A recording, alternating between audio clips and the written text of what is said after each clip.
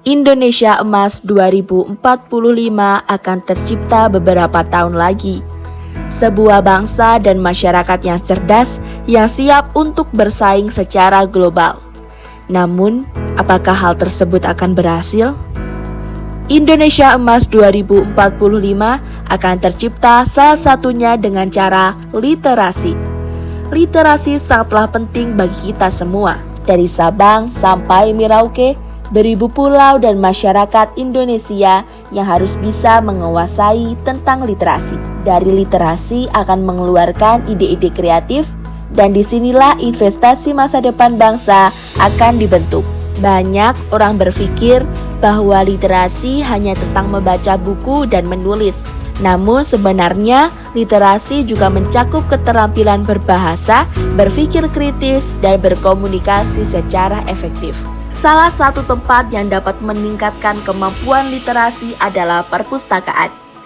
Pusat informasi dan pengetahuan untuk membentuk sebuah masyarakat yang cerdas. Di Indonesia tersebar perpustakaan dari desa hingga kota yang seharusnya dapat menghubungkan antara ilmu pengetahuan dengan masyarakat. Di perpustakaan, masyarakat tak hanya melakukan kegiatan membaca atau meminjam buku saja, namun juga dapat menjadi tempat untuk berdiskusi dan belajar bersama. Apakah saat ini literasi sudah menjadi budaya di dalam masyarakat Indonesia? Faktanya, UNESCO menginformasikan bahwa minat baca masyarakat Indonesia sangat memprihatinkan, yaitu hanya 0,001%. Artinya, dari 1.000 orang Indonesia, hanya 1 orang yang gemar membaca. Bahkan, Indonesia berada di peringkat kedua dari bawah soal literasi dunia. Dengan adanya perkembangan perpustakaan yang baik, seluruh masyarakat dapat mengakses buku melalui internet. Dengan adanya buku digital, memudahkan masyarakat untuk mengakses dan tidak ada batas ruang untuk mencari informasi di mana saja.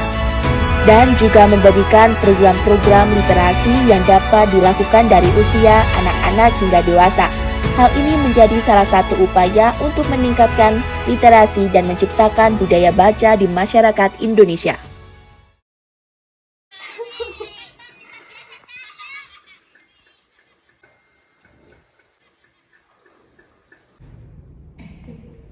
Hari ini PKI-nya jadi diganti matematika.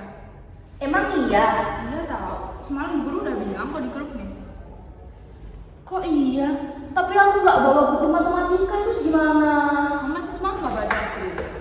Nggak baca. Tapi kamu online kan semalam? Iya, aku tuh semalam main HP kan. Tapi aku nggak baca chat di grup. Terus gimana? Ya itu salah kamu sendiri, udah dijelasin nih sama bu guru. Keren jadwalnya. Kenapa kamu Itu hanyalah contoh kecil dari kurangnya literasi. Bagaimana jika minat literasi di Indonesia semakin menurun, bukannya meningkat? Kurangnya kesadaran, kurangnya minat membaca, dan pengaruh ponsel akan memperburuk faktor kurangnya minat literasi. Sehingga orang yang gemar membaca akan memiliki wawasan yang luas, serta naluri empati yang kuat. Sedangkan orang yang malas membaca akan mendatangkan dampak buruk, seperti menghambat kreativitas dan pola pikir yang dangkal. Di era digital, literasi menjadi hal yang sangat penting. Namun saat ini, seluruh masyarakat lebih cenderung mempercayai berita yang tersebar luas di media sosial tanpa mencari tahu lebih dalam akan berita tersebut. Hal ini menjadi salah satu penyebab bahwa masyarakat Indonesia mudah percaya akan berita hoax. Alangkah baiknya kita harus pandai memilah dan memilih informasi dengan bijak. Sebelum hal ini menjadi tambah parah, mari kita semua untuk meningkatkan literasi kita dengan menjadikan literasi sebagai budaya dan harus menjadi bagian dari hidup kita. Jika kita semakin giat membaca, maka akan mendatangkan manfaat positif seperti menambah wawasan dan membuka pintu pengetahuan. Literasi juga harus diajarkan dari anak-anak usia dini, karena ini adalah salah satu cara untuk memperkenalkan literasi kepada penerus bangsa dan membuat literasi menjadi hal yang harus diutamakan dan menyenangkan.